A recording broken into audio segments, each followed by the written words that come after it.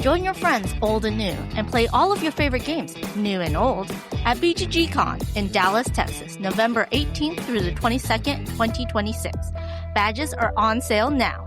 For more details, go to BoardGameGeek.com/BGGCon or search for BGGCON on tabletop.events. Hello, and welcome to episode 99 of the Board Game Geek podcast, where we geek out about board games, the mechanisms behind them, and the people who create them. I'm your host, Amanda Panda. And for this episode, I have my friend, Dutch Yoda. Welcome in, Dutch. Thank you for having me. It's always great to see you. Now, Dutch is a Twitch streamer and does coffee and crowdfunding every Tuesday, and doesn't love AI. That's the first few things that come out. Well, it is true. Well, it's not AI in general. I think some applications of AI is perfectly fine, of course, in the medical field to help research and everything. I totally understand that, but why art? Why go that route? And no, that doesn't work for me. That doesn't compute. Dutch, can you please tell everyone a little bit about yourself? I live in the Netherlands, so really on the other side of the globe. I think our time difference is about 9 hours, give or take. Work in the IT, so I do get to work with AI because it's part of my job. I have a son who sometimes joins in on a stream, but has been a while since he joined in on stream. But he does love board games. We do play them a lot. I've been doing streaming for now. I think I started in 2020, at the end of 2020. So mid-pandemic, being stuck at home, thinking, well, if everybody can do it, I can do it too. So that's why I started. I already wanted to do more board game content creation anyway. So it was perfect time to do so. What else can I say about myself? I play softball and baseball, and well, we're almost at a summer break. Right now, I have one more game this Saturday, and then I have summer vacation until, I think, August. So it's not like the season continues during summer. And I also love Legos. I love building Legos. I have a lot of, well, the audience cannot see it, but I have a lot of botanical Legos behind me and some other ones. So why the username Dutch Yoda? That's way back when I was not even a teenager. Even before that, I was always a big fan of Star Wars since the age of 6. So I missed the original trilogy. But I got the toys from my father, so I played with them. And I thought I saw my first Star Wars movie when I was 8. But I had the toys already. I had the TIE Fighter, I had the X-Wing, and Yoda was just my favorite character. And I was being called Yoda because I loved green stuff. And internet grew, you got chat rooms, ISC chat and everything, and I started using Yoda. But, well, Star Wars was popular, Yoda was popular, so I just said, well, then I'm the Dutch version. I made it Dutch Yoda. What started you in the board gaming hobby? I've been on and off during my, puberty a little bit. I started with Catan, and then I started studying. And somehow on the university, I think I only played Go once and never played any board game at all. Maybe a card game during vacation, but that's about it. And then at my second job, I came in contact with friends who played board games, and the first game that actually drew me back into the hobby was Robinson Crusoe, and that's still my number one game, actually. So, that brought me back into the hobby, and I've been playing board games ever since. That's awesome. So, what's your favorite mechanism if Robinson Crusoe is your favorite game? I would think worker placement because that's one of the main mechanisms. But actually, tile placement is my favorite. Oh, nice. So it is in there a little bit. You say I'm going to explore that location, pick a tile, and place it there. So it's not actually tile placement. It's just, you're expanding your board. But yeah, the tile placement, as in with Carcassonne, that's one that actually started my love for tile placement. And also my mother loves tile placement a lot. So we play a lot of those games. So your whole family plays a lot of hobby games? No, my sister is more the party game. My brother-in-law despises games. Sorry to say that, but yeah, he really, really doesn't like it. It's maybe how he grew up. Sometimes he joins in, but he hates it. If there's take that mechanism and you just use it on him, he flips out. So yeah, he rarely joins in on a game. And my niece loves party games as well. They are really like easy rules and play fast. And my son is all over the place. He says, "Well, I don't understand heavy games." And meantime, he beats me. And my mother is like, "I will try a heavy game, but I know I will lose." But she'll play anything. Oh, that's nice. So the main topic of this episode is Gen Con versus Spiel. Last year was my very first Spiel. It was wonderful. I stayed with the Losers from Losapalooza, and we hung out with Dutch. Now, both the Losers and Dutch all work the convention, and this is Spiel in Essen, or Essen Spiel as some people call it. But I was told to call it just the Spiel, and I got to run around and do everything, go through all the lines. I was very lucky. I did not have to work the con for my first time there, and it was a lot of fun. But Dutch goes to the Spiel every year. Well, I go to Gen Con almost every year. But Dutch, you went to Gen Con how many times? Once, 2 years ago. So we're on even footing. I was going through all the lines and you were busy doing all other stuff. So it was totally reversed. Yes. But since we both have that experience, we thought it'd be good to talk about what the differences are, because Gen Con is the biggest board game convention in the United States, and Spiel is the biggest board game convention in Europe. Now, I was told that the UKGE, the UK Games Expo, was really huge this year. And some people were saying, oh, it might rival Gen Con or Spiel. I don't think it could rival Spiel, though, right? I've never been to UKGE. It's still on my bucket list. Somehow I crossed the ocean first before I went to that. I do hear it's growing a lot, but to rival Spiel, well, Spiel is growing again. They have one more hall they could use, and they decided to use it this year. So it's going to be even bigger this year. Right. So if you don't know, Gen Con is in Indianapolis, Indiana, in the United States. Spiel's in Essen, Germany. And for last year, Gen Con reported 72,000 attendees. We don't know how they get their numbers. We don't know if it's the number of people that walk through the door every day. We don't know, is it the number of badges? We don't know, because people can walk in and out. So I think it's the badges, because they don't have anyone counting the number of people walking in. But there's also full weekend passes and the day badges. So it's not really clear what it is, but 72,000 unique attendees was reported at the Indiana Convention Center by Gen Con 2025. Spiel reported 220,000 visitors. Again, we don't know what it is, because Gen Con says unique attendees, but Spiel in essence said total visitors in 2025. Total of the 4 days, I guess. Yeah, over the 4 days. There will be some overlap with weekend passes, full day. Well, last year you couldn't get a 4-day pass anymore. You have to apply for different ones, but that still means it's one person buying 4 tickets. Yeah.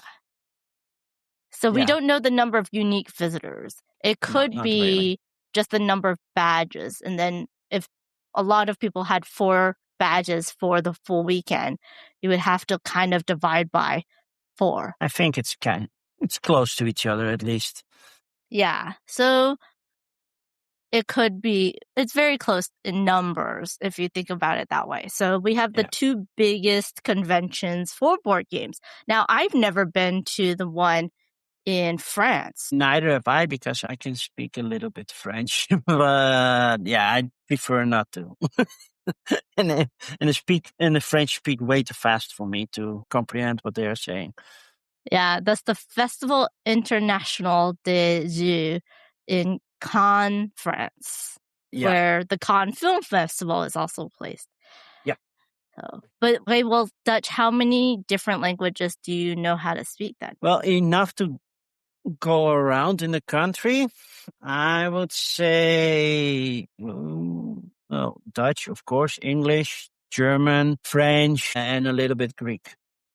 Oh, wow. Okay, cool. I only speak English and a little bit of Mandarin Chinese. I guess very small amount of Spanish. And that's only because of Spanish in high school and living in California.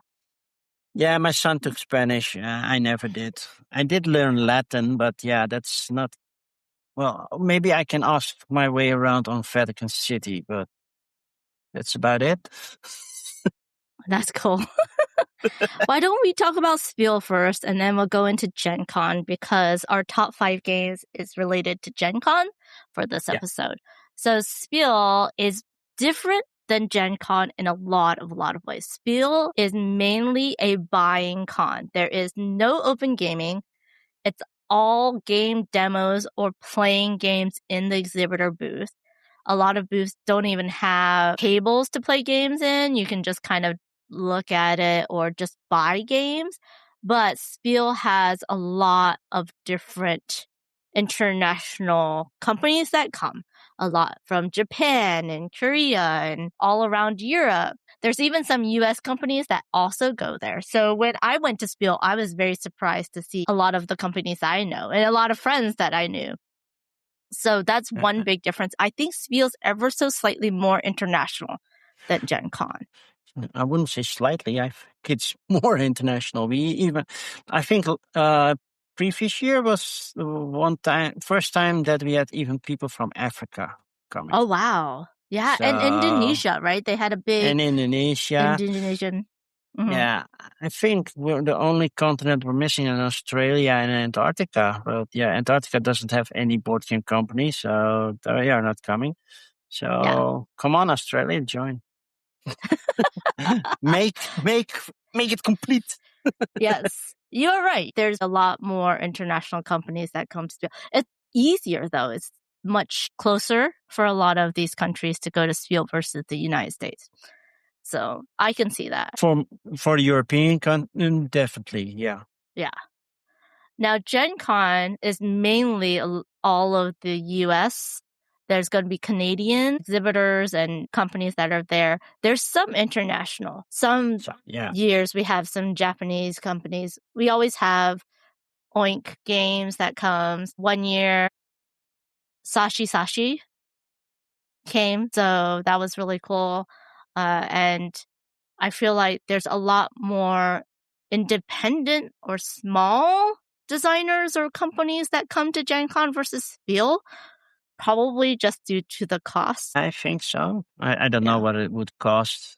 I've heard from some people approximately what it would cost for just one small, really on one table booth at Spiel, and it was like, yeah, okay, I know why you're doing Kickstarter, because you need to be able to get those funds back.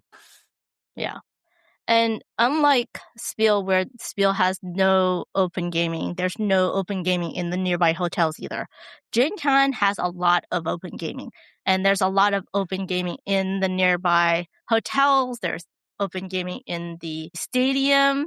There's the BGG Hot Games room. Stadium over there. And it's like, I think the one building in the next to Spiel, to the Messe, is I think it was a swim area, but I'm not entirely sure. It used to be professional swimming, but I'm not sure. I might be mistaken from a different area. But yeah, this is one building next to it. But we have a nice park behind it. Mm-hmm.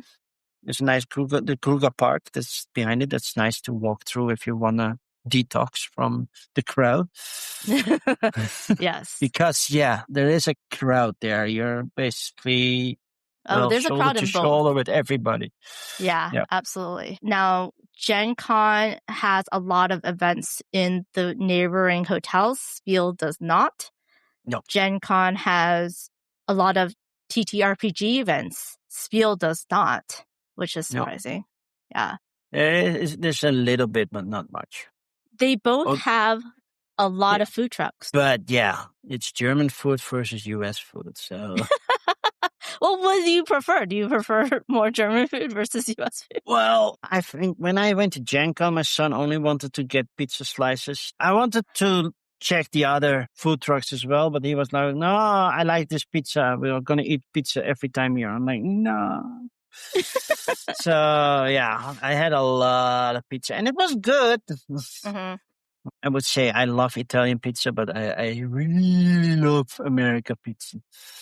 German food I basically grew up with because the Netherlands is next to Germany. My father used to work for a German company. So every summer vacation, we went to Germany because it was cheap, because he would work for 1 week and we were already there, and then take another week of vacation, and then he would join us. So we had 2 weeks of vacation and 1 week he was working. And then we ate a lot of German food. So, I like it, but it's not special anymore. I don't know if I ate, I never got a giant pretzel. The potato spiral was no longer there. So I kind of missed out on a couple of things that I should have eaten while I was there. Yeah. But they're still really good food. And there's a difference with Gen Con. There's a lot of restaurants, but there is a whole street or parking lot full of food trucks. While Spiel, there is one line of food trucks in the middle of the convention center, but there's food trucks dotted in between the halls as well. So in most US convention centers, if it's a solid gray door, you're not allowed to go through it unless it's open. In Spiel, there's all of these ways you can go between the halls and you're allowed to. I mean, there's little exit signs, but in the US, they trained us not to go through these things unless we were staff or working. So it was very interesting that you could go through these doors, and a lot of them were open, some of them were not. And you'll find food trucks or coffee trucks in between the buildings of if they this hallway. were not open, there's most likely a truck behind it or something that you couldn't pass. That's why it's kept closed. Yeah. But otherwise, you can open every door and just go. If you know the lay of Spiel, you can have some shortcuts that way. Yeah. Yeah, and some nice areas to relax, and a lot of times they do smoke out there, but normally these are places that we can't go through because of all the big trucks that are in the area, and then it's not safe. But during Spiel, it's safe because no one's driving through those areas, and they allow people to walk through, which is a big difference between Gen Con and Spiel. Yeah. Another big difference is the media events. So Spiel has a press conference the day before for media, and this is not content creators or influencers. This is like actual journalists and press that go to this event, and they talk about what's going on, the numbers, they give out the awards, and there are people recording, there's people that are going to write in magazines or newspapers. So for us, I felt special going because I was like, wow, this is crazy. This is a true press conference. It's not just for... And it was all in German. No, there was an English translator the year I went. Yeah, for some parts of it, there was an English translator, Yeah. So it was not bad. The slides were in English and German, and it was nice to see the awards be given out, to see those designers and the publishers. The only thing is the lighting was weird for the photos. People had to use flashes, and it was a stampede of all these cameras when they were taking their pictures. I was like, oh my gosh. But that's a big difference because Gen Con does not have anything like that, where they're talking about the con in general and board games. And that kind of highlights how different board game and tabletop games are in the mainstream. In Germany, it's part of your culture to play board games at home. Well, in the US it is, but it's more like, oh, it's for kids. It's for families with little kids. It's not just for general families, general people to always be able to like find board games and play board games together. I feel like it's a more widespread thing to do the hobby side, not just the mass market side of board games in the culture of Germany. Would you agree? Yeah, I totally agree with that. Yeah. And one thing that you have after the press event, you have access to but I'm not sure how they're going to do it this year, because now they're going to occupy that hall with new booths. But normally that hall, they have tables laid out, and publishers could spread out their new titles, and you could already talk with some publishers if you wanted to make appointments. I'm not sure if Gen Con has something like They do not have anything like that. What he's talking about is they take a whole hall, they line up just lines and lines of tables, and there's some booths, kind of like, it's almost like photo op booths. It's really interesting. And they lay out all of the releases for Spiel, all of the new releases. Every publisher, every exhibitor can have their games out there. And they just go game to game to game, back to back, down these tables. And they're like just aisles and aisles of games that are all new releases. A lot of the publishers will have someone standing there to answer questions, to tell you about the games. And like Dutch said, that you can then make appointments to see them at their booth to discuss it further, or to get review copies, or to take more videos or pictures. And it's really great because it's not as crowded as in the exhibit hall. You have room to kind of move your elbow. You have room to take pictures and videos. A lot of people were doing interviews as well.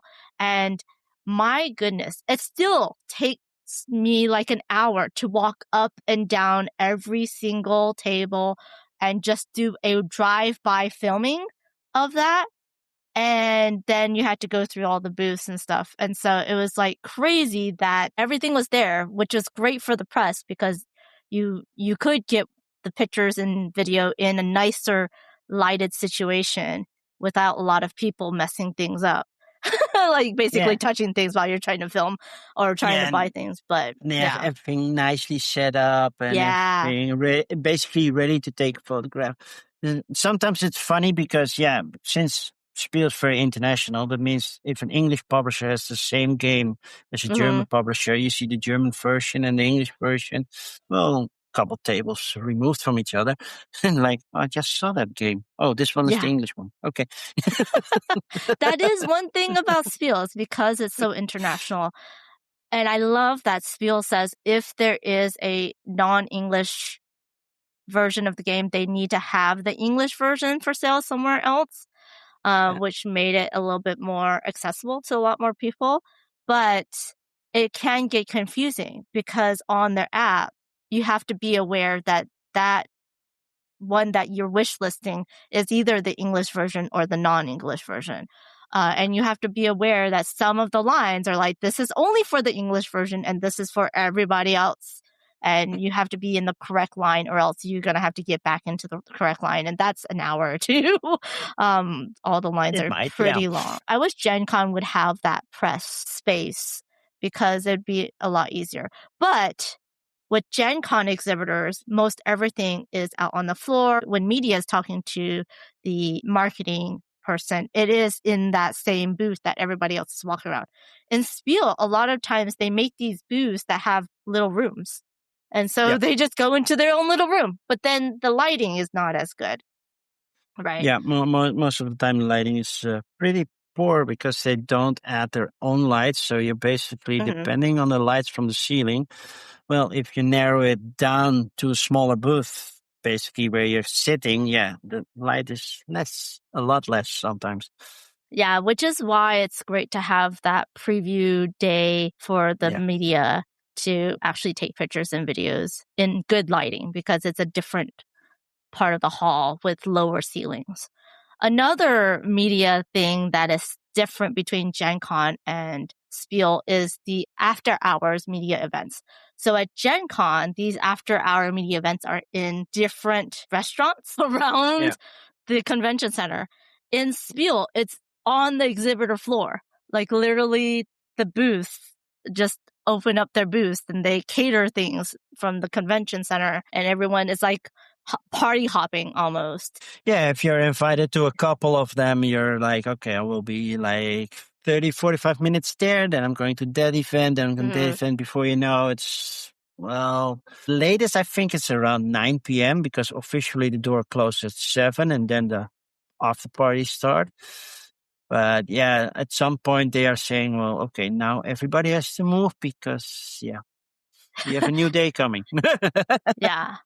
And most of the time, the booth parties end when the food dries up. And it's a more of a networking event versus a let's show off the games event.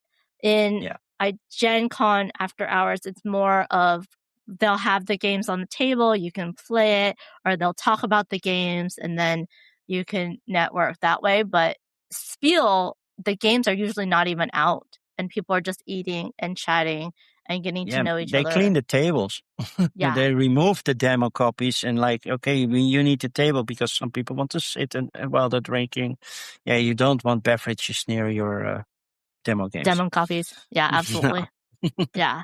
So those are two very different things that happen for us content creator media at Gen Con and Spiel. Now, I went to the Spiel virtual flea market because Dave Luza was selling games, and it is crazy. I have never participated in that. I sell my games beforehand because I need the money beforehand. But I have been there helping people, and I'm like, oh man, this is nuts. Yeah. And then also with Gen Con, they do have a virtual flea market, but it's not in one great big hall. It's in a hotel ballroom or in a room in a hotel elsewhere. And it's the same nutness, but on a kind of a smaller scale.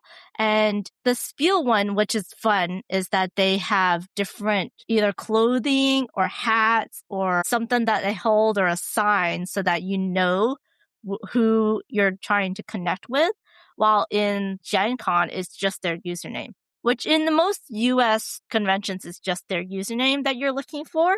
But I love how in Spiel, they have like, Dave has this big old giant yellow hat, or people are like, I'm wearing a big red scarf in this heat. It's just and a lot of people are walking around with big banners. It's like, there's a poster on a stick and like, I'm here. Yeah, just to make it easier to see. Yeah, so, and I think, aren't they taking away that spot? They are going to use that spot this year? Yeah, that's whole 8. So that's going to be taken. So I'm curious how they're going to solve that. Because in earlier years, they didn't want to have a dedicated hall for that. So everybody was sitting outside. So, yeah, if it rained, which... that'd be so bad. It's in the end of October. So, yeah, it's autumn. It can... Oh, sorry, fall, US version. But we see autumn too. It can rain. It can rain. Yeah. So, yeah, luckily there is a little... spot where you can sit dry if it's not too bad. I'm not sure how they can solve that this year. Now, when you fly into Gen Con, it's the Indianapolis airport, and you fly out from the same airport. That airport every year will set out extra tables, especially on that Sunday, I do believe, Sunday and Monday, so that gamers can sit there and play games before their flight. It's a special thing that the airport does for Gen Con because it's one of the biggest cons for Indianapolis. Spiel does not do that, but also some people will fly to a different airport and then have to train in to go to Essen. Yeah, there are so many airports in the neighborhood. I think Essen has its own airport, but barely anybody lands there. So it's mostly Düsseldorf or Frankfurt, I guess, where everybody lands. then, well, people from the Netherlands are probably coming by car or by train or from the other side. Also, I know that Portal drives their truck on their own that way. So that's a long drive from Poland all the way through Eastern Germany to Spiel. So it's a long drive. I think they have an overnight somewhere. Yeah. And a lot of publishers do that. Mm-hmm. Mm-hmm. There's also different laws for Gen Con versus Spiel because a lot of international exhibitors are selling at Spiel, and Germany has their own laws on what quote unquote toys need to have in order to be sold in Germany, and that kind of messes up publishers sometimes when they don't realize that, and then their games are held up in the ports customs, in customs because they don't have the they correct needed information. a small little sticker that says it's not suitable for children up to the age of 3 or something because small pieces. Yeah, but Gen Con, because most of them is the US, I don't think it has that strict of a issue on that. The other thing is Spiel has a lot more families than Gen Con that go, and a lot more small children that go. There's a whole area for them as well. Yeah. You have the Galleria that's basically splitting the two sides of the halls. You have hall 1, 2, and 3 on one side, and then 4 to 8 on the other side, which are smaller, but I think combined just as big as the other 3.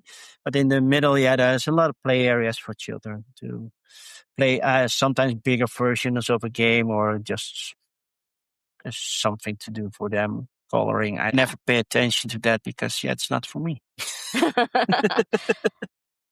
Did you feel that the games at Spiel that are released are harder to get after Spiel, or is that not a thing? Because I know for me, as someone coming from the US going to Spiel, a lot of the games, if I don't buy at Spiel, I cannot get it readily available in North America unless a North American publisher picks it up and then distributes it. Do you find that's the same for you as someone who lives in the EU? Everything that's US or Europe related, I most likely can get afterwards if I want. Mostly.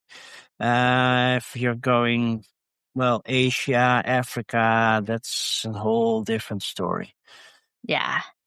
I think that's the same for US is that we can't get a lot of Asian or African, especially African games. So that's also one of the first booths that I go is the Oriental booths. And I need to go there. I want to check those out, see what they have, because that's where my money goes first.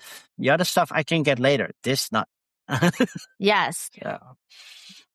Is it Arkwright? Is that the name of their booth? What's it called? There are multiple games. You have the Taiwan board game group. You have also Korean board game. Yes. There. And Oink is there, of course. Yes. Arclight is one of the big booths that have very limited copies because they're not there to sell games. They're there to promote the Tokyo game market. And that's one of the booths that if you want something interesting, you should just go there first. It always has a line. They always cap it out very quickly every single day. So that's one of those Arclight games. Is one of the booths that Game I Market know. is also still on my bucket list. Me too. But yeah, you're right. A lot of the Asian countries, they're very hard to distribute out into the broader world. And so if you like them, get them. It'll be much harder to get later on.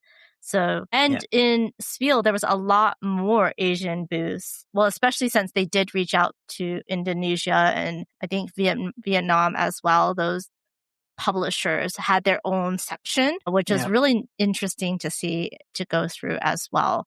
But yeah, so Spiel has a lot more of those harder to get games, harder to meet publishers. So that was very interesting. While Gen Con, I think Oink games always come.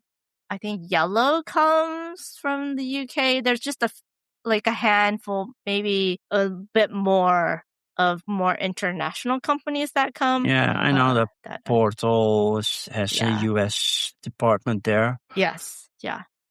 And also Alibi now comes, and usually they go through other companies. So that's very interesting. Technically, CGE is European. Yeah, but they come every year, which is really great. Yeah. They have a big American section. So some companies do have a U.S. division that goes to Gen Con, and so you don't really think about it as a international company because they have a U.S. contingent. The other thing that I thought was interesting and really hit home for me personally at Spiel was that a lot of companies will have the initial publishing rights and then they sell those rights to a different company to distribute. But that different company was also at Spiel. They just were not selling that game. And so if I was looking for a game and I thought in the US it's sold by this company and they were at Spiel, they weren't selling it because the rights were sold to a different company. Happens. Yeah. So it was kind of confusing. But I was like, oh, that's interesting. And it happens to us too. But a lot of times the two companies that sell that same game in different markets won't be at the same convention in the US at least. So how did you like your first Gen Con compared to Spiel? Because you go to Spiel often. I got lost a lot. And not even because it's that big. I was like, okay, I take the outside corridor and then I will find my space. But you cannot walk a complete circle around the central area. It's like, oh no, that's closed off. Now I need, and then I went through and then I was, oh no, like where is every room? At some point, at the final day, I got it. So, but normally I'm not that bad in orientation, but somehow I was like, okay. I think you were thinking Spiel, where you can kind of walk in and out of different doors. And Gen Con, it's only a few doors that are actually open to the public. And so you have to know where those doors are. You can't just walk through any door. And the convention center has areas that Gen Con is not in or has other conventions. And therefore, if you go through the wrong door, you're in the wrong convention and you have to find your way out again. Different rooms with events. Which, well, Spiel doesn't have. Yeah. So you have the BIPOC lounge, which I've visited regularly just to relax. I'm like, okay, escape the crowd. I go just 50 minutes, 30 minutes, and then I go back in just to detox a little bit. And okay. So I really like that. And then there were some other events going on, and I had press meetings there. Or at least, content creator meetings. And that was a funny thing. I was not planning on bringing back review copies. But I had to buy a suitcase just because I still got a lot. So I bought a suitcase just for review copies. That's different from my first Spiel. I didn't go with any meetings on the books at all. So I got very little review copies, but I bought a lot because there was a lot of games that was never coming to the US. So, but I was glad to see some of the games did come, like Railroad Bloom was a fun one from Arclight that is being sold at Gen Con. So that was a good one to see, but I knew it was going to be a shopping trip. So I decided to do that. And also I prepared for Spiel by talking to people and realizing like the shortcuts, because it is bumper to bumper. It is backpack to person throughout Spiel. There's really few areas where you're not bumping into someone or walking in this big crowd. So it was nice to be able to walk down the building and then walk back in that's closer to the booth that I wanted to get to. Which you cannot really do at Gen Con. It's either one side of the whole building or the other side of the whole building. There's no middle entrance in that way. Not really. But I did notice that at Gen Con, I was officially not allowed to try to roll my suitcase through the holes. And at Spiel, you are allowed to do that, but you have those big speaker backpacks that hold like 6 Taken to Ride boxes, or 6 or 7, and those aren't allowed. Well, they are technically allowed as long as you don't carry them on your back. So as long as you don't use it as a backpack, then it's okay. You can put on a trolley. That's perfectly fine. Hit everybody in the ankle because, that happens too. Yeah. Oh, And see, I that's the see, opposite. Gen yeah, Con does not allow any wheeled things except for your baby strollers, while Spiel doesn't allow the backpacks.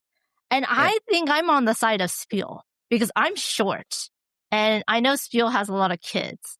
So when a backpack suddenly knocks you in the head or oh knocks you yeah, to the that's ground not fun. because someone turns, it's more dangerous than if someone rolls over your foot with a little. But that annoys me to some people. They just stop just in a crossing and like, why Yeah. are you stopping here? You're creating, and then turn without looking if there's somebody behind them. It's like, Yeah. come on, why you hit everybody?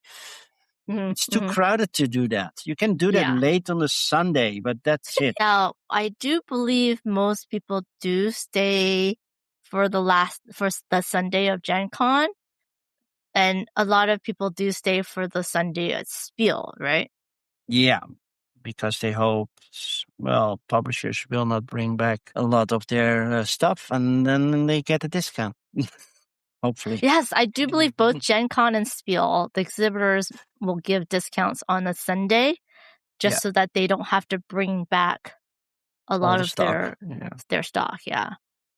And with both conventions, a lot of exhibitors might buy and then throw away furniture, like buy cheap furniture and then throw them away. Because a lot of times it is cheaper than renting the stuff from the convention center. Yeah, sometimes it's tables that they rent, and sometimes it's just easy foldable tables so that they fit in just, well, one small trolley cart. So I do get annoyed sometimes when you have to demo a game and the table is just too small. Like, come on, we need a bigger table for this.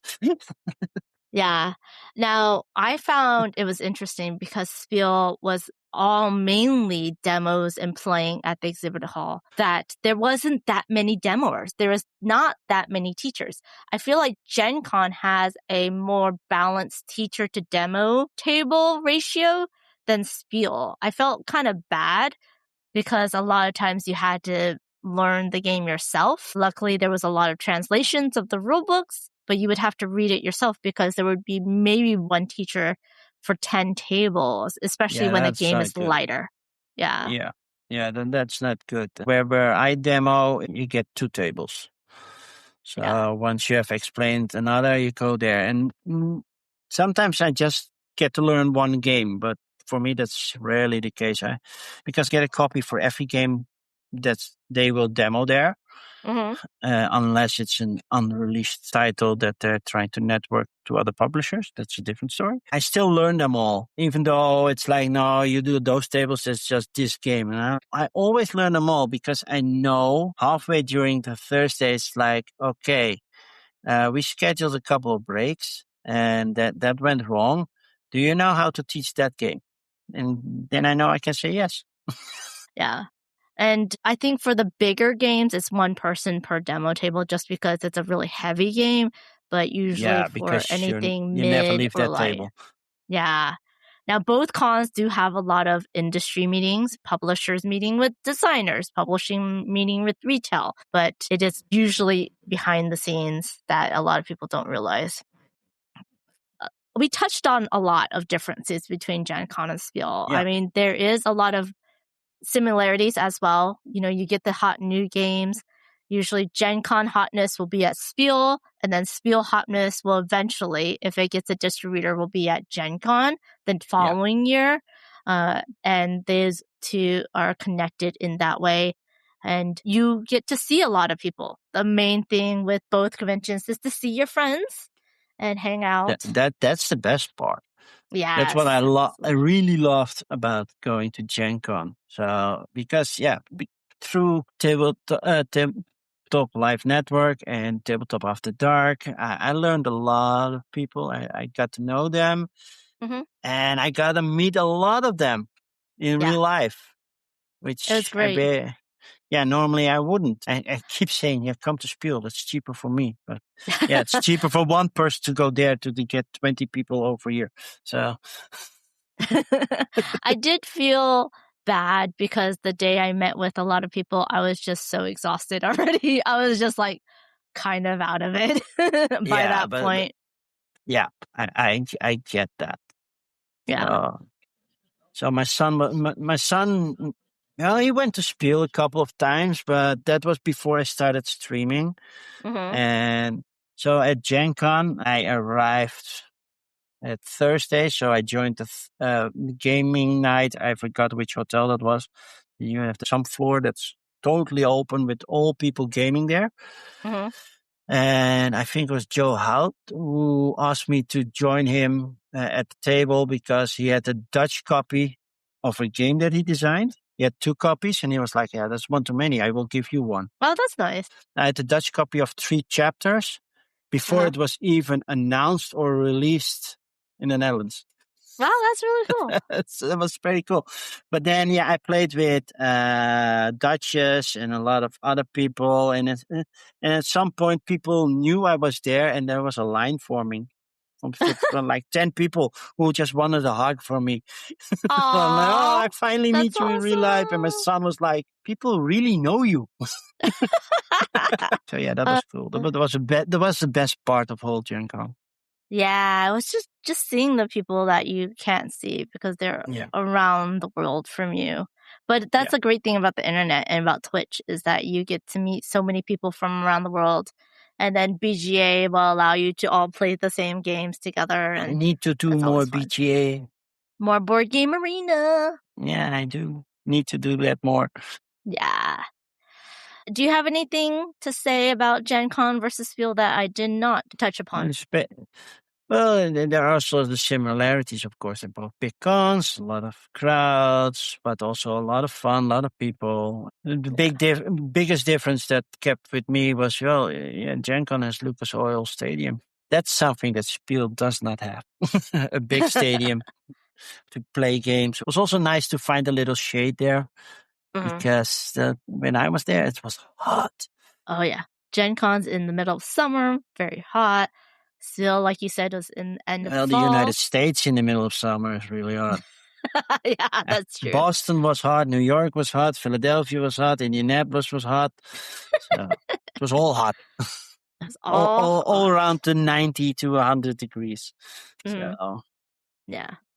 Well, that is our Gen Con versus Spiel discussion. So if y'all have any questions or if you have anything to say, just let me know in the comment section and I'll try to get to them as soon as I can. Now, we have our top 5 games list, and this was a very, very hard list to put together for both of us. But it's the top 5 Gen Con releases of 2026 from the BGG Gen Con Preview list. And a lot of the games on the Gen Con Preview list, surprisingly, were just re-releases of older games and reprints, which was very interesting. But then we had a lot of demos that are on the list. So for our top 5 games, we're going to stick to games that you can purchase. Some of them are games that we own, and most of them are games that we would like to purchase ourselves. Then we'll have some honorable mentions that are games that you can only demo there that we really enjoy as well. Dutch, do you want to go first? Yeah, I really do. My first pick was the newest Horrified, which is again Dungeons and Dragons, but this time they're focusing on Ravenloft. Now, I'm not that familiar with Dungeons and Dragons lore, but I do love Horrified. So yeah, the new version I'm always down for. I don't know if it can be mixed with the first Dungeons and Dragons version. I guess the monsters they would be board specific, but maybe the heroes can be mixed.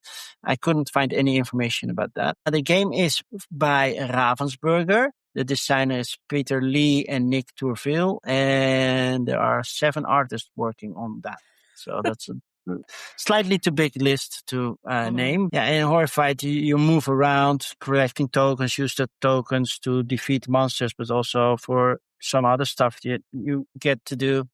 And sometimes you have people that you have to bring from A to B. There's also a little pick up and deliver between that. And Yes. I really like it. It's easy to teach and some are hard to beat.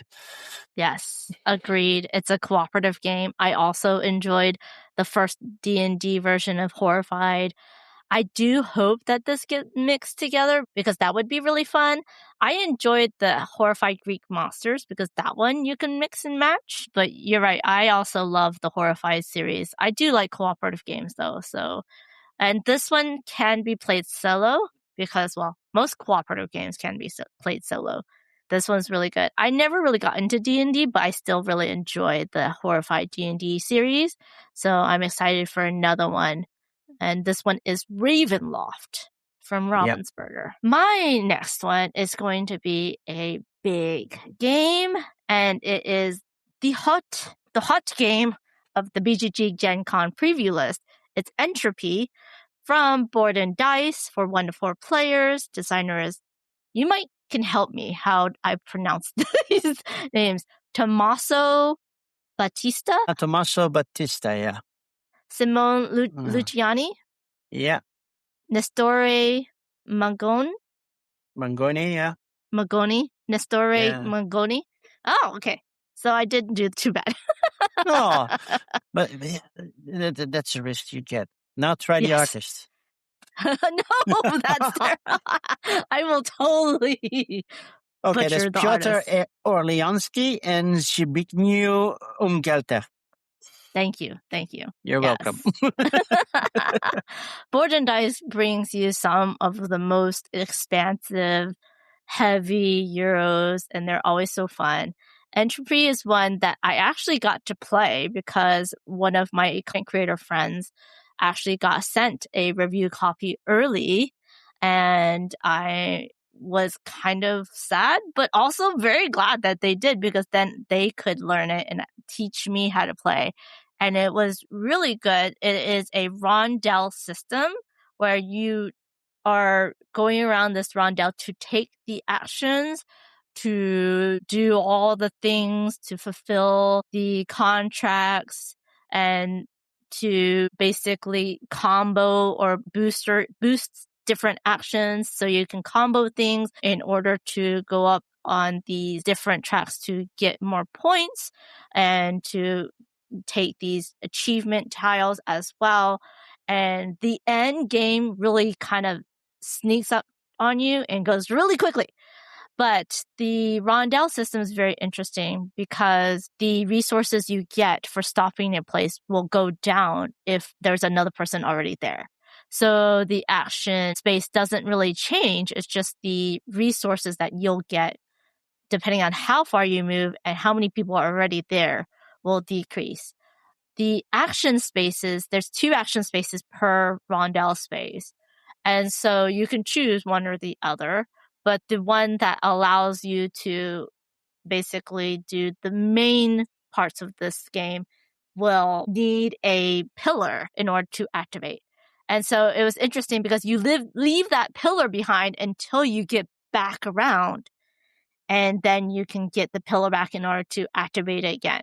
And each pillar has 2 spaces you can do, and you can unlock a wild pillar that can be used on any of these spaces. Each of the pillars can be upgraded so that they get more powerful as well. So it's really interesting rondel combo, upgrading your action goodness. And sometimes you just want to go one space. Sometimes you're like, I don't care. I need to skip in front of you. You keep on taking the spaces I need. So it's a very interesting timing mechanism. It's pretty easy to understand and learn. The hard part is the strategy and the combos to be more efficient to gain the most points. So it was very interesting. I only played it once. I definitely want to play it again. It's a good one. It's a table hog though as well. Yeah, it looks like there were a lot of components also, but very colorful. Very colorful. You're creating your own miniature solar systems in your universe that you need to seed. You start with the germs that grow into plants that then become animals, and it's the timing of it all. A lot of times I'm like, I can do this. No, I can't because I don't have the pillar. Dang that. So, or I need to get this germ before I can play this card to upgrade it to a different thing, and then I'll get that achievement. And so, yeah, I was happy with my first game. I got all the bears. I got all the animals. So that was my big achievement on my first game. But it helped me understand how the systems work and the combo-ness of it. So I think a lot of people are going to be very interested in this game. It's definitely a hot game and is for sale. And it's really good. I really enjoyed it. Yeah, Board and Dice did a sort of pre-order system on GameFound for this one. And you could also order Maestro along with it, and that's what I did. But I was a little late for the first couple copies, so I have to wait till November to get it. But no rush. They got Maestro too. I didn't get Maestro or Entropy, but they got both. And they were in the middle of the game, so I didn't get to play Maestro. So I might be able to play it later on. Definitely a good one to check out, especially if it's hot. It's very hot, everybody. And it's pretty. Yeah. It's very colorful. It's not beige. Yeah, it's very colorful, but it's also not too busy, even though it's that colorful. It's easy to understand once you get all of the iconography, and it has a good player aid. And you have to remember to take your pillar back. And on the same turn that you took your pillar back, you cannot use it again. So it's a timing thing. So all of these combo-ness and the timing really just help you understand or make it fun to try to find that efficiency puzzle in this game. So I definitely highly recommend Entropy from Board and Dice. What's your next one, Dutch? My next one, I cheated a little bit because there are two expansions for the same game. Mm-hmm. The base game is called Sniper Elite. It's by Rebellion Unplugged, and the designer is Roger Tankersley and David Thompson. And the artists are Joe David Lanza Sebrian, Edward Gould, and Ed Savage. And it's based on the video game. So I don't know if you know the video game, but basically you're a sniper and you have a certain mission and some side missions that you can do. Normally it's assassinate somebody, but sometimes it's place a beacon so we can have an airstrike, stuff like that. And you do the same, only it's 1 versus all. So it's normally 1 versus 1, 2, or 3 other players. That the other players control the Nazis. They walk around and you sneak around the board with hidden movement. The smaller expansion is called Escalation, which gives you a couple of modules with a new special op, a new equipment, a new upgrade that you can use. So that gives you some new ways and tactics to play the game. And the other one is Operation Kraken, that gives you a completely new board where you can play your mission. And now we have vehicles roaming around. So there are tanks there, cars with guns on them that you have to, sneak around and maybe even blow up if you can. And you can do it in the video game, so you can also do it in the base game. I really, really like this game. I think I streamed it when I got my first copy from Kickstarter, and I'm expecting this one to arrive soon because it will be available at Gen Con. So hopefully I get my copy also by the end of the month. That's Sniper Elite, Operation Kraken, and Escalation by Rebellion Unplugged. Should I talk about my expansion? I'll talk about the one that I have that's also an expansion for my next one. It is Wondrous Creatures Winterfall. This expansion is coming out almost put it on my list. Oh my gosh. I did pre-order the Dutch version. I love Wondrous Creatures, the base game. I want to see the beautiful winter creatures and how it changes in Winterfall. This is for 1 to 4 players. It is designed by Jae Woo Bang, Gung Ho Kim, and Yom CW. Artist is Sophia Kang. Publisher is Bad Comet. And usually these are games that you should probably back at Kickstarter. They're harder to get in the United States after the Kickstarter. But I'm so glad that this one is coming to Gen Con. It's a worker placement game where you can upgrade your captain. It has such a high toy factor because the workers have little magnets, and all the captains are magnetic. So you can actually magnetize them together and then run around, and you're capturing the eggs and hatching them and to get these different achievements. You're also running around grabbing either resources or cards in order to play out these cards. They're cards that will give you immediate effects, ongoing effects that needs a token to be removed, or effects when you have to remove all of your workers from the board and kind of pass and reset. So there's all of these combos, all of these engines that you can be building. And it is a beautiful game, a lot of fun, and I'm glad for more of it. So I'm very excited for Winterfall. I'm going to get a sneak peek of it at the Omaha Gaming Convention, which is put on by Our Family Plays Games. And they have a little demo copy, so hopefully I'll get to play it there. And then that will be the weekend before this podcast goes live. So afterwards, I will be able to then hopefully maybe get my paws on it at Gen Con. So I'm very excited. I know a lot of people are also excited for Wondrous Creatures. Winterfall. Have you played this one? Or Wondrous Creatures, not the expansion, I have though. played Wondrous Creatures. I ordered the Dutch version. I think I was at the end of last year. Played it a lot with my family. My mother really likes it. She's not the best at it, but she really, really likes it. So my mother doesn't care if she wins or loses. So she just wants to play the game and enjoy the company. So that's how she is. But if she knows she can be mean, she will try to. that she does. But yeah, I already told her that there's more coming. So oh, that's awesome. Yeah. That's Wondrous Creatures Winterfall, the expansion from Bad Comet. So my next game is Frosted Blooms by Synapses Games. And I have a big connection with this one because I'm responsible for this game being published in Dutch. Oh. Yeah, so that was at Spiel. They were showing it off also at the table, but also to other publishers.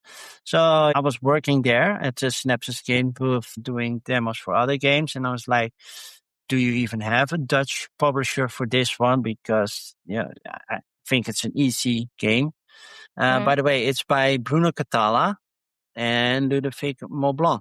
And it didn't make the top 3 for Spiel this year, but it was on the recommended list. I approached them about it, and they said, well, we approached a couple of them, and they weren't interested. I said, did you approach the Spelletjesvrienden, translated into English, the gaming friends? They just started a publishing company. They did SETI in Dutch. And I was like, this fits actually really in what most of their games look like. If it's the mid-level weight, the mid to low level weight type of games, and then this fits perfectly to them. And I say I can approach them. I know they will walk the hall sometime during Spiel, and so I found them and I said, "Well, you have to come." The next morning, they joined, they talked, and I think it was almost immediately that they thought, "Well, we need to publish this game."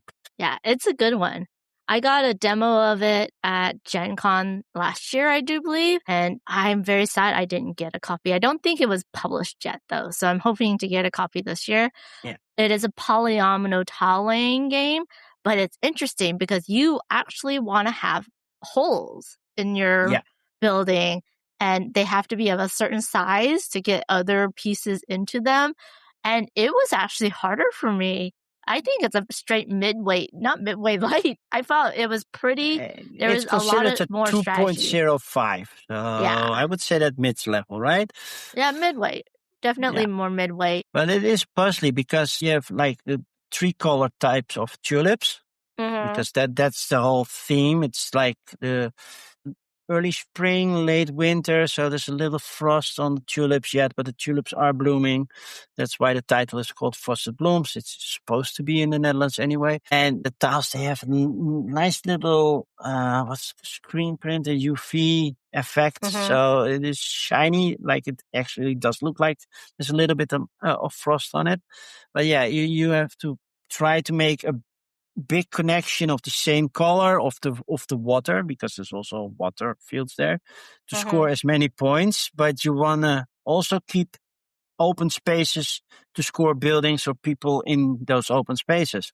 And that's a big puzzle. And yeah, I really like it because of that. Yeah, and me my son too. is really good at that. I sometimes beat him, and my mother is a little bit, she's getting there. I got the English. Already got the English copy, but as a thank you, they will be sending me the Dutch copy as well, as a thank you for That's awesome. getting them in touch with Synapses, because they're also now doing Circadia. Mm-hmm. And they just announced that they're doing Medium as well. So yay! Oh, nice. I got them in touch with a publisher that really helped them. Yeah. Yes, it's a good tile laying polyomino game, and I'm very interested in it as well. Great choice, Frosted Blooms from Synapse Games, and good job on getting it published in the Netherlands in Dutch. My next choice is Fliptoons Season 2. I did not hear anything Almost about put it. it on my list.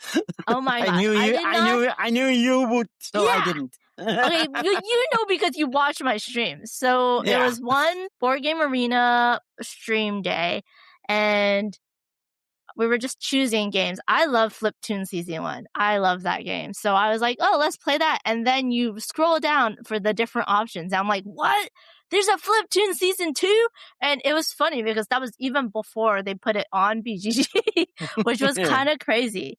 But they have a lot more different characters, different starting. You can mix them together. So it's a standalone game, but it's also an expansion because you can mix the two decks together. And oh my gosh, we had so much fun playing with it. It was so fun to look at the different animals and the different abilities. Some of them are similar to others, and some of them are just brand new. And I love the combination of the two games together. So I'm very excited that I can get my hands on the physical copy. It is for 1 to 4 players, designers Jordi Adden and Renato Simones, I think. And the publisher is Thunderwork Games. You know I'm hitting up Thunderworks. Citizens of the Spark is also one that I really, really want to get my hands on. That's sold out. So I'm a big World of Eulos fan, so I have everything from that line. So it's so good. So Fliptoons Season 2 is definitely one on my list. I really enjoyed it. It's an interesting game. You're trying to make your deck the best that it is. It's a deck building game, but you can only at most add 2 cards to your deck and at most trash 2 cards out of your deck. And what you're doing is you're shuffling your deck, you're flipping out cards up to 6 spots, but cards can basically go on top of other cards, and cards can go out of the 6 slots that you have. And every card has a different action, has a different rule. When you flip it, you read it, you do it. And that's basically the game.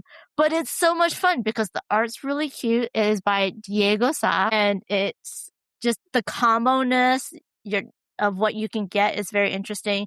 You're trying to get the best combo of cards to make the most money. So the coins on the cards is basically your money to buy from the market and also to trash cards out of your deck. And at the end of the game, it's also your points. So as soon as someone has generated 30 coins, then you have one last flip. They get a 3 coin bonus for that last flip. The Critics' Choice Awards, and then you do your last flip, and whoever has the most points wins. So it's really cool. The market is interesting too, because it's not just you have this market. The cards all have numbers, so the more expensive cards will have the biggest amount of coins on them and has the more interesting actions, and the smaller ones, the cheaper ones that you can get early on, have the least amount of coins but also has some good actions on it, just not as powerful as the more expensive. And so every time you flip over to refill the market, you're going to rearrange by those numbers. Fliptoons Season 2 adds 2 more cards to the whole market. So it adds another 3 point cost and adds another 15 coin cost card. So you have more choices. And I loved seeing all the different things that you can do. So if you've never played Fliptoons 1, Season 1, you can go ahead and just try Season 2 and just get Season 2. But I would suggest, I personally want to mix and match both of them. So will I. Yeah. So you're going to try and get this as soon as possible too, right? I already pre-ordered it. It will cost me a little bit on shipping because the shipping was almost half of the game itself, but it's worth it. Otherwise, I have to wait until Spiel, and I am not waiting till Spiel. Yes. This is a little small box card game that's easy to keep around, and it's easy to get people into it, so I love having it around. But that's Fliptoons Season 2 from Thunderworks Games. This one was very recently announced. It's a smaller version of a really popular game about birds. Oh. From Stonemaier Games, designed by Elizabeth Hargrave. Mm-hmm. Artist Ana Maria Martinez Jaramillo and Natalia Rojas. It's Wingspan Pocket.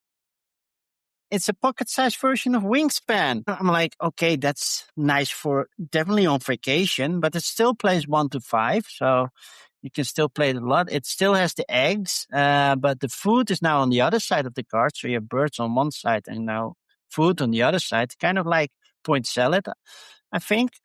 So either get your food or you get your bird. I'm not sure exactly how it works. And you only have to build 1 row, and that's it. So you don't have to build 3 rows of birds. You have to just build 1 row and score points that way. But the eggs are still in there. So the nice little eggs that everybody loves are still there. And yeah, it plays so much faster. It says 25 to 35 minutes. So yeah, I love Wingspan. I play it a lot. And a small version just to put in my backpack to work or on vacation or whatever. Yeah, that's so much better than pinging the whole nesting box. There is so many cards for Wingspan now. I can completely see where a Wingspan Pocket would be welcome. I kind of wonder if this came out first and then people understood the system and got into it and then went through the whole Wingspan. But it was a whole trend of making smaller or 2-player versions of bigger strategy games.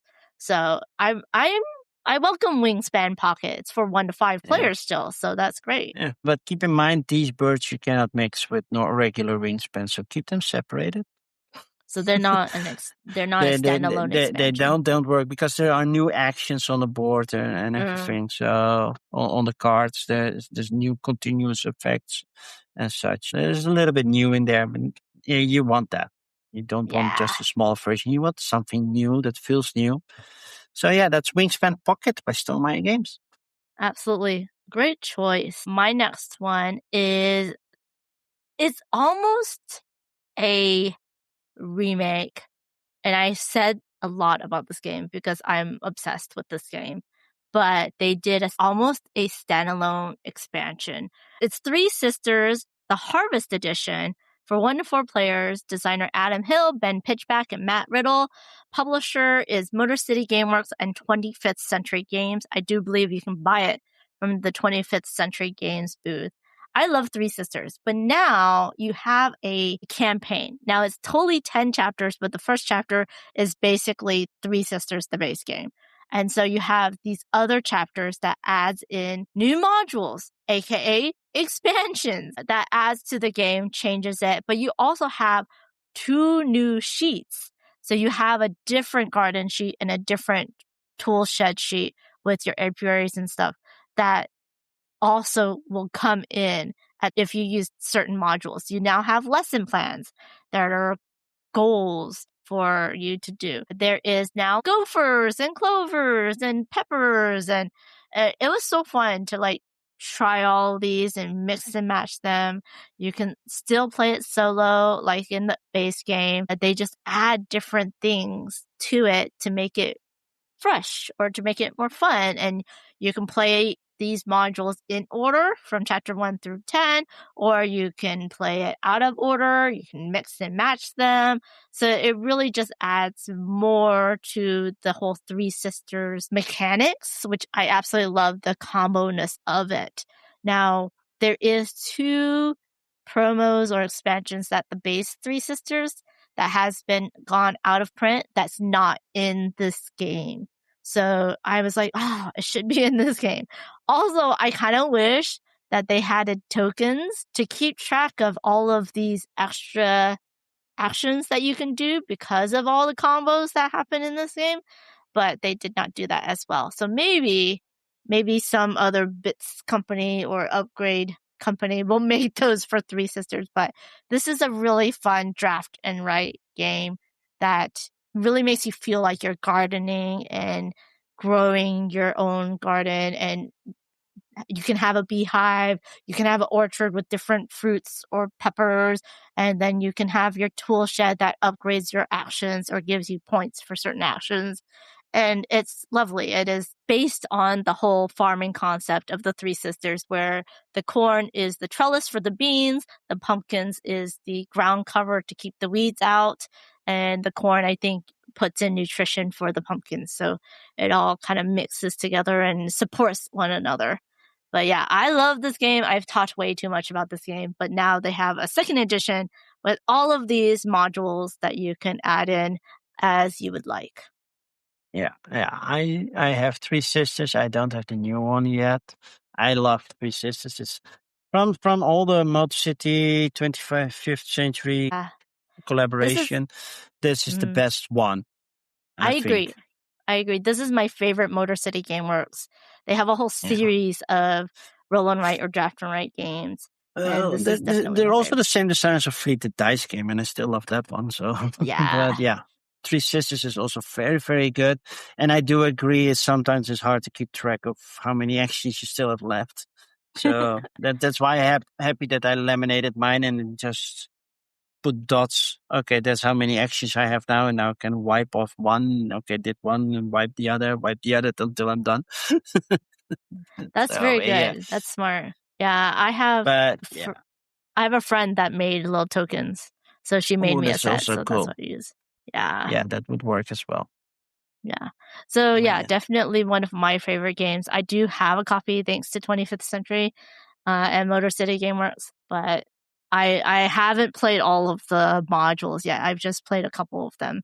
So I really love it. It's Three Sisters Harvest Edition from Motor City Gameworks and 25th Century Games. Your last one, Dutch. My last one. Sort of last one. Sort of last one. Spoiler, sort of last one. But yeah, that's an expansion that I streamed very, very recently. Considering when we are recording this, that's Endangered Australia, which is an expansion for Endangered. It's by Grand Gamers Guild. The designer is Martin Biesheuvel, Joe Hopkins, and Joshua Sprung, and the artist is Dania Fittler. And I just had to look at the box, and I was like, yeah, I need this game because it has my favorite animal on it. I know yours is the panda, and mine is the koala. Yes. I still need to visit the zoo here that has koalas. I hope to do that this summer to finally see koalas in real life. I think you should just go to PAX Australia. Just go to PAX Australia. Yeah, sure. Yeah, I have money lying around. Yeah. But yeah, you rescue the Great Barrier Reef, which is totally different. Normally, you always rescue animals. And how you rescue animals is to get ambassadors to say yes to your program and to put influence on them. And sometimes you need to do other stuff depending on which ambassadors you get. But yeah, the Great Barrier Reef is definitely different because technically the reef is kind of like an organism, but it's not an animal, I think. So you can protect Great Barrier Reef. You have the giant barred frog, and of course, my favorite, the koala. Spoiler: I lost. I think I have never beaten a game of Endangered. It's a hard for some people quite a lot of luck in there. If you Because roll, the dice. in my case, if you roll a lot, you have to roll dice on where deforestation or oil spills or whatever happens. And sometimes, numbers may be not in your favor. So you have to accept that. But I do love them. And there are so many expansions and animals to save now. I think there's even a giant panda version of that. I do believe so. I don't remember if I have it. I think I did pick it up because it's all pandas. But I don't think I've actually played it yet, unfortunately. Yeah, it's really hard. You try to mitigate the effect, but because, you want to move your animals around and get them to mate, because then you get more animals, and the more animals there are, the better it is, because you lose if there are 0 or 1 animal there. But if you group them too close together, then the risk of them getting hurt by whatever event is happening, depending on the scenario, that's also a risk. So you can kill 2 animals with 1 stroke, and instead of just 1 or maybe none. So that's a risk that you take by putting them together, but you need them together to get more. And you only have like 3 actions, but it's a co-op game. So you put a die value there on a certain action, and the next player comes, their die value has to be higher than yours to get there. And if there's enough spot for a third player, their die value needs to be even higher than that. Otherwise, they cannot take that action. So you have to work really close together, but you don't know what you're rolling. And and this one was really mean, because this one introduced a new element. So you attach cards to your actions, and if you don't use those actions, something bad might happen. You're already forced to go for a certain action. Otherwise, you got another deforestation, or you lose another koala, and but I still love it. I still love it. So that's Endangered Australia by Grand Games Guild. Yeah, I love these types of themes, saving animals, and this is a very hard co-op. But definitely want to play. Now, can this be mixed and matched? It's an extra expansion. You need to board from the base game and some tiles from the base game. So there's new animals, but it also comes with a new character, because you get a certain role, which is the Prime Minister, that you can have. So you can work with that. And it introduces a new ambassador type that you have to unlock first before you go for other ambassadors. And the one that I had could have influence. There were no other ways to bribe them, so money didn't work, having a lot of koalas out there. And the funny thing is, I had basically all my ambassadors ready to say yes, but you have to have that at a certain voting year, depending on your player count. And I wasn't there yet. I had to do 1 more year, and then all my koalas got killed because I ran out of deforestation tiles. And I lost. Oh no. I have enough koalas out there. Why? If I vote yes now, I win the game. No, 1 more turn on. Wow. Yeah, that's a good one though. Endangered Australia expansion to the base game. It was very hard to narrow this down. And I will just say that there is 2 other expansions that have pandas in it. And I'm going to get it. So anything with a panda on it, I'm going to get. So I'm just going to say that. I saw at least one, So I'm going to say my last one. And this is one that was, it was previewed to media last year at Gen Con. And then it was kickstarted, and I never got to see it. I never got to try it, and I really want to try it. And it is Mountain Goats Legacy for 2 to 5 players by Alex Cutler, Michael Malesic, Stefan Risthaus. I don't know if I said those right. I apologize. Artist is Sandara Tang. I love her art. And it is published by All Play. I enjoy Mountain Goats. It's a fun one. They have Mountain Goats. They have the expansion. I got both thanks to All Play. It's really good.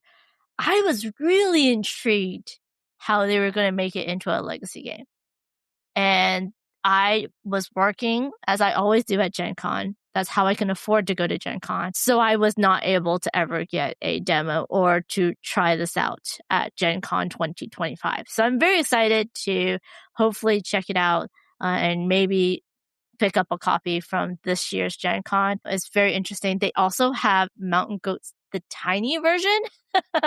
Everyone's kind of going small.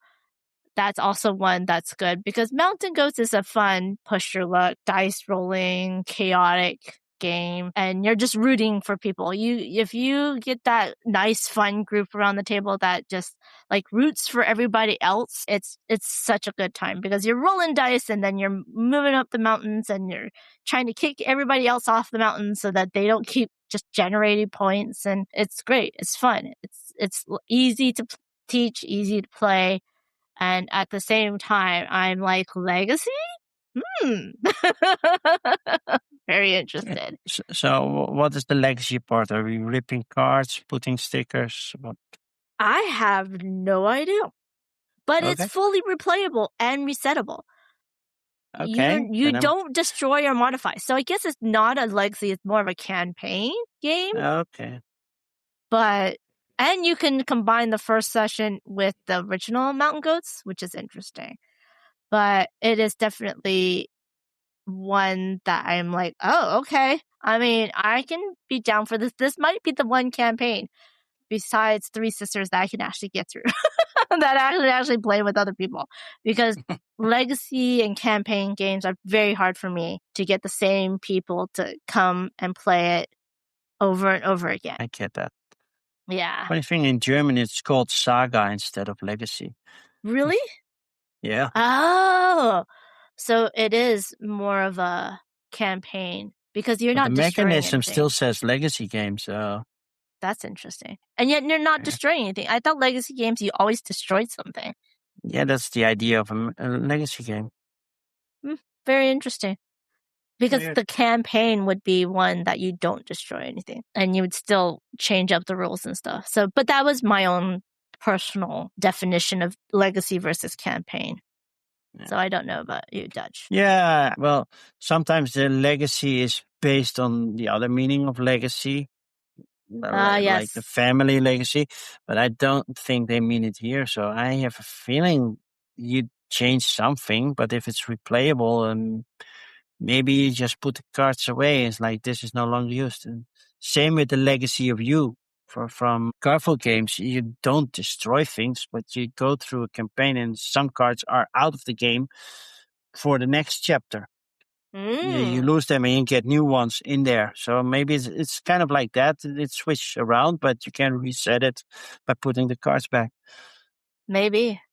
That might be true. So but it's I've not never played Legacy of You. Yeah. But that's my last one. It's going to be Mountain Goats Legacy from All Play. Now, those are games that you can actually purchase at Gen Con 2020. So now we have our honorable mentions where you cannot purchase. You can only demo these games, and then they might come out later on in the year, or they might go to Kickstarter. Most of them are going to go to probably Kickstarter later on this year. And then I have one that was already on BackerKit in this case, and one that's coming, I believe, to Kickstarter. Yeah. Okay. So how many honorable mentions do you have? I have two. Okay. So then I'll go first. I have 3. You go first. You have more. You have 3. Yeah, you go first. That makes sense. Oh my gosh, it's so hard, y'all, to make these. Oh, it was really hard to pick, to filter out. Like, okay, not this one, not this one. Oh, there's still too many left. Yeah. But my first one is Rascally Rabbits for 2 to 6 players. Designer Tate Wu. Publisher is Sunrise Tornado Game Studio. I enjoy a good trick taker. I have way too many. I really like trick taking games. Tate did something really interesting. Instead of a hand of cards, you have one card with a grid. The grid has suits on the top and the sides. The numbers are in the middle, and it's numbered 1 through 16 in the middle. You, at the start of the game, will adjust this grid. You'll cut it in half. You'll destroy a couple of the suits and mark off a couple of the numbers. And then you will have a completely different hand of cards than everybody else. It's a trick-taking game, so you are still going to bet how many tricks you can win.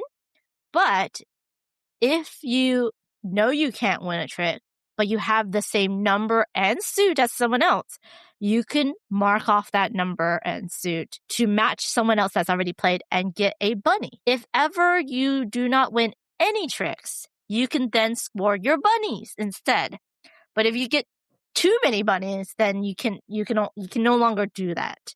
So it was a very interesting way to do it. Also, the trump suit is changed every round, and I do believe it's 3 rounds per game. And they have a really cute bunny start player marker, very big and chunky. It was so much fun.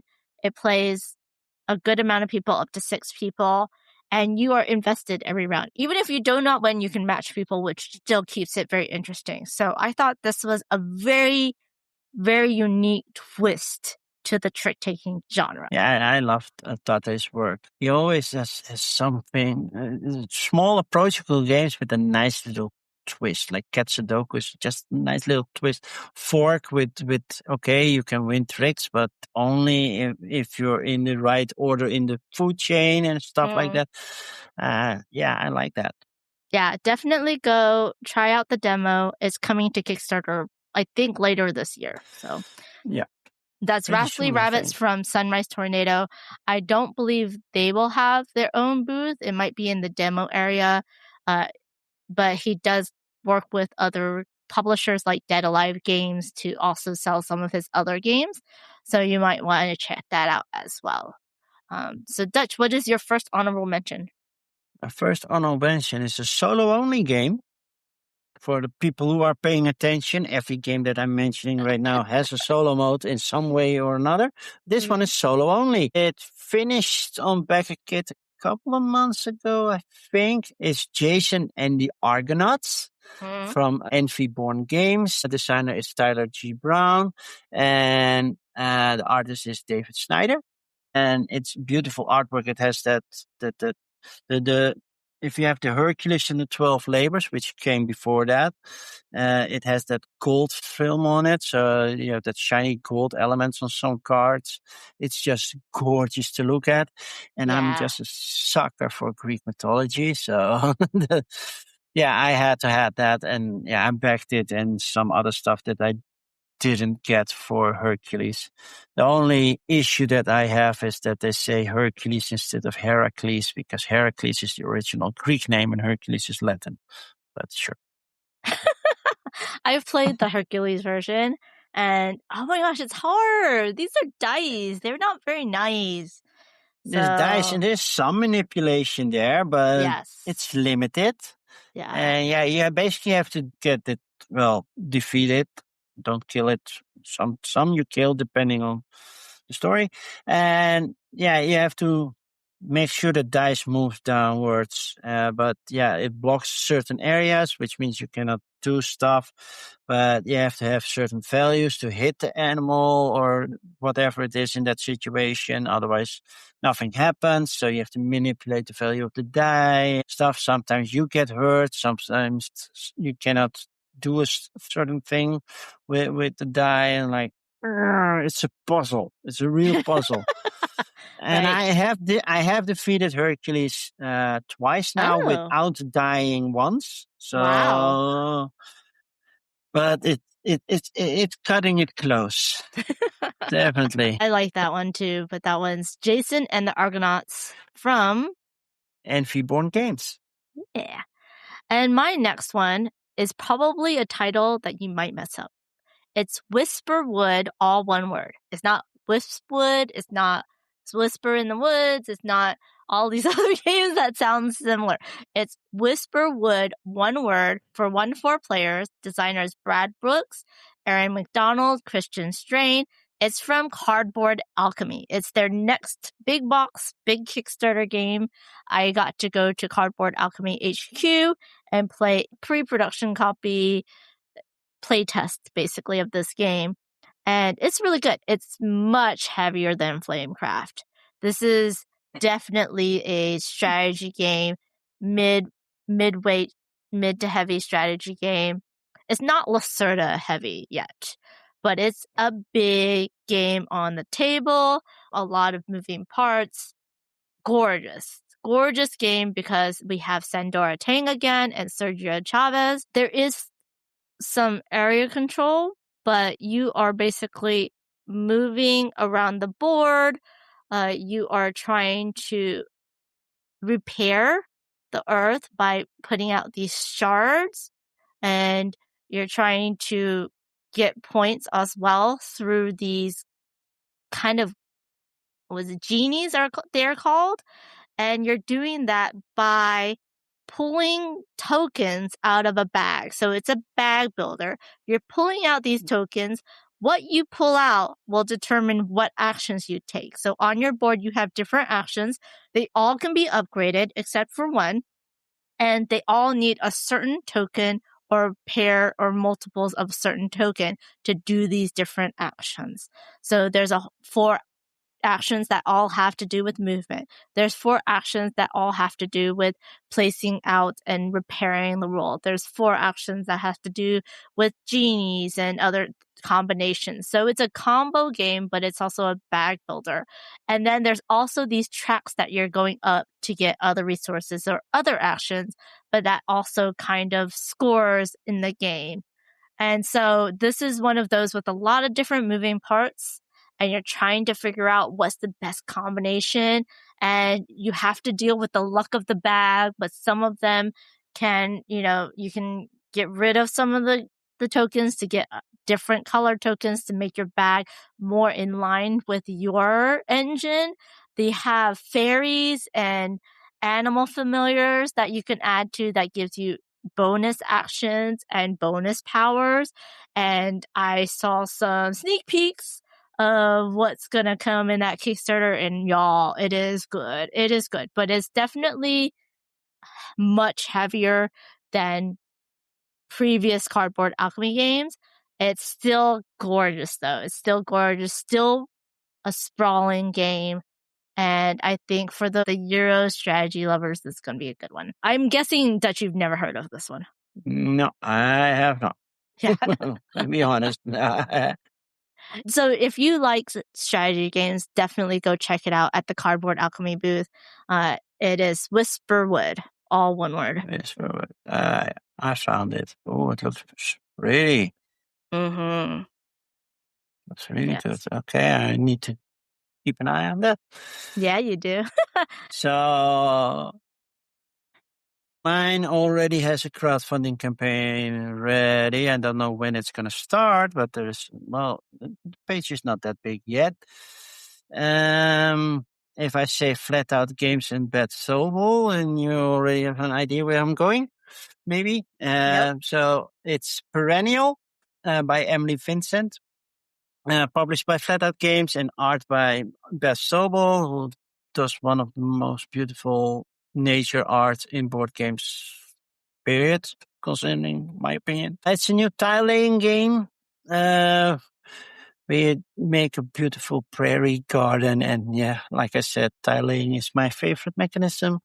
I love Calico, I love Cascadia, I love almost everything that Flat Out did. Verdant was not my biggest. I still have it. I did not call it yet, but it's the one that gets to the table the least from that whole series. And yeah, this one looks gorgeous. I was like, okay, I need this. Simple. Yeah, and I think they're going to have Cascadia Alpine Lakes for sale if you didn't get the last few Kickstarters. Cascadia Alpine Lakes, Forage, Honeypot, those will also be on sale for you from Flat Out Games. I do believe that, I don't know if it's going to be at the Flat Out booth or is it going to be at the AEG booth. It might be at the Flat Out booth, but I'm not entirely sure because Flat Out does the Kickstarter and then AEG does the distribution and retail sales. So that's a nice combination. I'm very excited for Perennial for sure. Yeah. So, yeah. Great choice. Perennial from Flat Out Games. And then my last one is going to be a game that I playtest. I playtest a lot of games for this company, so I already know this is a game I enjoy because I enjoy playtesting it. It's a game that's gone through a lot of different iterations. And so it's probably a game where I'm going to have to really look at the rule book to make sure I remember what the final rules are, just like a lot of designers. But this is Electrify for 1 to 4 players from John DeClaire and Ian Hutchinson. John DeClaire is the designer, Ian is the developer, and published by AEG. This is going to be coming out on a Kickstarter, but you can demo the game. And what a combo. We just did Flat Out and AEG together. That's funny. It is a engine builder. You have these different slices, and kind of like Arc Nova, where when you activate a slice, it goes to the back. It becomes less powerful. Yeah. But every turn, you get to play out a card that makes that slice more powerful. It's a simultaneous action selection, slice selection. So it's simultaneous turns. And if you match someone, you go up on this innovation track. But if you don't match, then that slice and every other slice to the right of it moves up and becomes even more powerful. So it's really interesting little engine builder. It goes from like coal all the way to nuclear and solar power and all these other electricity generating things. And you're trying to get the resources to then generate the electricity, which then will help you finish a goal, which then will give you points, but also make your slices more powerful or give you cards or give you more resources. And it's just such a nice combo. Everything's connected, but quick because it's simultaneous turns to it. Yeah, it's very good. And I've played it and play tested it solo, which is also good. And it's one that I think is kind of my favorite of what they're coming out this year. And it's been a long time coming. I've been like, where is this game?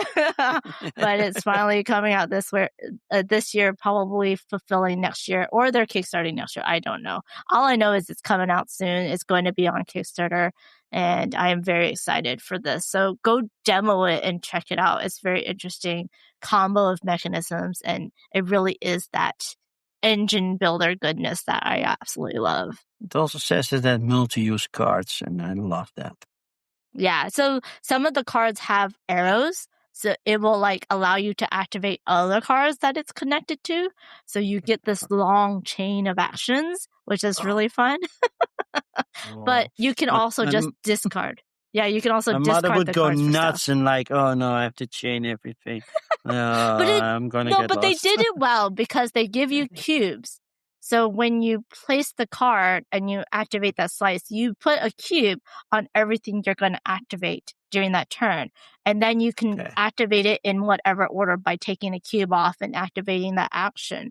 So it's not like Three Sisters where you have to remember what you need to do. Okay. It basically, you put the cubes out so you know what you can do, and you can do it whatever order you want to get the best outcome for what you need. Hey, that's cool. Looks pretty. the one picture that's not the box on BGG, but yeah, looks good. Yeah, it's definitely interesting, and I do like the simultaneous turns as well. And it's again combo goodness, engine building combo goodness. Yeah. So that's Electrify from AEG. And now we come to the part of the BGG podcast where we have our moment of positivity. It can be something small, it can be something big, just something that brings us joy and brings a little positivity to the world right now. Dutch, why don't you tell us yours? I was like, oh, do I do something personal or more something global? So I picked the global one. So the World Cup is busy right now. I know the Netherlands is already out by the time this recording is happening. But yeah, I love people enjoying the Orange March, the fact that Scotland drank Boston Dry, the Norwegian rowing actions on escalators and all stuff. And I love seeing that and everybody getting along, no big incidents. I think it's just amazing that so many cultures come together spread over 3 different countries, because not only in the United States has the most games, but yeah. And everybody gets along. People joining in on marches, fan marches, and I think that's just awesome to see. Yeah, absolutely. I know a lot of international fans didn't come, but I love seeing the international fans that did come and them just going through US culture and US food. It's just so wholesome and really fun. World Cup it's supposed to be one of those that brings people together and also helps us share our cultures just like the Olympics. So Yeah, and it's it's really also nice. just enjoy, have a big party. Of course, don't go wrecking stuff. You have those fans, but that's Yeah. usually during club football and not national football. That's true. We behave if we're one country. If we're singled out, then sometimes we get hooligans. But yeah, I loved watching all those reels coming by from the whole Orange March through Dallas, or the Scottish people at Fenway Park singing along. And it was just so much fun to see. And the people are amazed, like, oh, this isn't as bad as the news thing makes it think it is. Yeah, there are some bad things in every country. Nobody's Yeah. perfect. Yeah. But I loved my time in the United States, and I love to come back, and I'm already saving to come back again. And this time I want to do the West Coast, and Yes. then Gen Con. So that would be at least 3 weeks in the United States. Amazing. Oh, yeah, I wish we had the time off for that. Yeah, that's the difference. Yeah, I know. But yes, the World Cup has been a lot of fun. I haven't really been watching as much, but it's fun to chat with people who do and just watch the joy of people rooting for their teams, and how I love how they then, if their team loses, they switch and just root for a different team instead of just be like, no, I'm done with this whole thing. It's really awesome. Well, the Netherlands didn't do well. The group phase they did nice, but then against Morocco, I was like, that's not how the Netherlands should play. They were too defensive, and I'm like, okay. Then I'm like, okay, now I need to figure out a new team, and then I'm like, yeah, well, Norway's doing pretty nice. As long as Argentina doesn't win, I'm fine. So my moment of positivity is it was the 4th of July.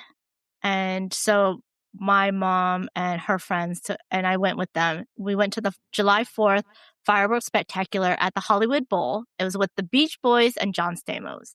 And we usually try to go to the Hollywood Bowl at least once or twice every year. And it was a lot of fun. I was told that this fireworks spectacular 3-day concert series was supposed to happen in 2020. But because of the pandemic, they had to move it. So now it's actually happening. And there's 2 surviving Beach Boys, but they don't like each other, so they don't play at the same time. So we had Mike Love with his band, and John Stamos came and sung and played the drums and the bongos. It was really fun. My mom and her friend are not born in the USA, so they didn't really grow up with all this. And me and my mom's friend's husband, we grew up in the US, and so we knew all their songs, or at least most of them. And my mom and her friend was like, I don't know, we only know maybe 1 or 2 songs, right? And I'm like, no, we're both like the US born, like, no, you know a lot more, because they use it in a lot of different movies, especially if it's centered in California. So it was funny. There was so much like singing along, and Mike Love's like 80 something. So his voice was changing a lot, right? But it was still really great. And it was lovely, great fireworks show at the end. The Hollywood Bowl is really lovely. If you come, Dutch, we should try, depending on the time of the year, because the Hollywood Bowl is open air. So it only opens during the summer and springtime. But it was funny because it was a whole circle thing for me. So my mom and a friend were like, oh, we don't know the Beach Boy songs when we got there. But then as we were leaving, this girl in front of me, she seemed to be in her mid to late 20s. She looked to her friend. She's like, the Minions sung the Beach Boys? The banana song is the Beach Boys? And I'm like, yeah. Yeah. The yeah, that one. That was totally Beach Boys. And she had no clue, which absolutely was hilarious to me. And it just made it full circle that people don't realize what songs the Beach Boys sung and which songs they did. Yeah. You said John Stamos and Beach Boys, and the first thing that popped in my head was that one Full House episode where they performed together with the whole cast of Full House. Yes, so they did do that. Awesome. He sung that song, and they had these screens behind them actually show pictures and video from that episode, which was lovely. So they did show pictures from the Beach Boys when they were young and they were still touring, and some from their music videos. So it was lovely. I think one of the original band members' son was also there and sung. So it was a lovely night. It was really good. So I really enjoyed it. I always have a great time at the Hollywood Bowl, but it was crowded. I can imagine. So that was my moment of positivity. So now we've come to the end of the podcast. Thank you, Dutch, for joining me. I know it's very late for you right now, but thank you so much for joining me. It's almost 11 p.m. It was great chatting with you from across the world. So can you please tell everyone where they can find you on the interwebs? Well, the most common things are Twitch, where you can find twitch.tv/Dutch Yoda, YouTube, where I stream simultaneously, is youtube.com/@DutchYodaPlays, Instagram also @DutchYodaPlays, Blue Sky, just look for Dutch Yoda Plays, you'll find me. I think I still have an account on X that I never use, but it's still there. So yeah, that's where you can find me. Yeah. And do you have a standard stream? I stream on Tuesday. I have my coffee and crowdfunding where I drink coffee and I look at all the crowdfunding campaigns from the past week that have been launched, criticizing the page, the game, and sometimes being positive, and also always pick one game, but I think, well, that was the best one for this week. On Thursday, I have Let's Play on Thursday where I play a game, mostly solo. I just pick whatever I want, unless I got a sponsored stream, then I'll play that. And on Sunday, but that's only for the Dutch people, I have something that's called Bordspieluurtje, a gaming hour, where I go through the latest news in board gaming, international and also national, all in Dutch. So if you want to learn Dutch, you can join me. It's 9 a.m. in the morning, so that would be midnight Saturday for you. And maybe play a game, but that's not as regular because Sunday is also game day for me when I play baseball. So it depends on how late my baseball game is. Yes. And if you do play games on Twitch, you usually do, on your live streams, I should say, usually do solo games, right? I usually do solo. I have a couple of games that don't have a solo mode or not a fun solo mode. And I will ask my son if he can join. And hopefully in the near future, he will join me for a game or two. Yeah, that's awesome. Well, thank you again, Dutch, for joining me. This has been such a great time. Always good talking to you. And so if y'all want to talk to him, also go check out his live streams. Yeah, please do. Yes. Bye, everybody. Bye-bye. You've been listening to the Board Game Geek podcast, produced and edited by Amanda Wong. Be sure to visit us on the web at BoardGameGeek.com.